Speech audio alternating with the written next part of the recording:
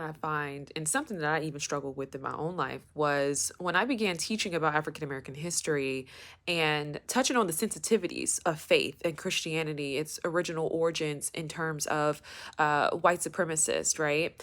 Um, but then the difference in that, right, and what I began to found, even though that was true, right, like Christianity does have some origins in white supremacy, um, given its practice, within white communities, right? And within, white culture, so to speak. And I don't, they say don't white people don't have a culture.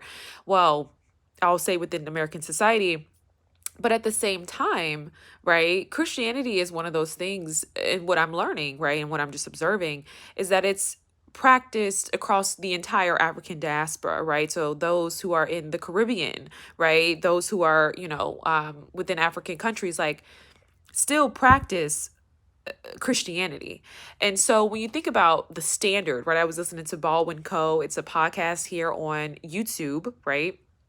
And they started talking about how, one of the hosts, I don't know his name, but he was being interviewed and he talked about how for black people have a very high standard, right? Like there's a very high standard, within our culture, right? And within the lives of black people, like just anything that we do, we have to be very excellent at it, right? And it's not just something that the society demands from us, but it's something that we demand from one another. So it's a very high standard, right? Like to be black, it's a very high standard. And I thought that was very profound.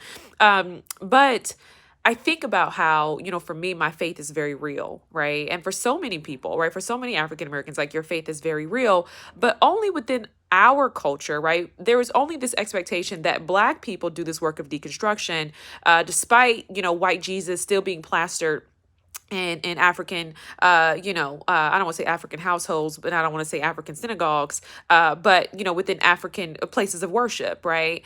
And so I just think it's interesting, right? I'm not saying we shouldn't do the work of deconstruction, right? I'm not here to really critique the work of deconstruction. What I am here to say is that I noticed that many African Americans find themselves in a space where, in order to be a black, African American history educator, to be a black activist, right? There is this expectation, and I would even say maybe it's a little bit more modern, but there's this demand and yeah, I'll say there's this expectation for us to no longer practice our faith. And I just think that that is a very heavy burden to carry for many African American persons. And I don't know why we are only the ones who are expected to forego our faith when other countries have been colonized, right, across the entire African diaspora, right? And we are all still practicing it, but only African Americans have to forego it in order to define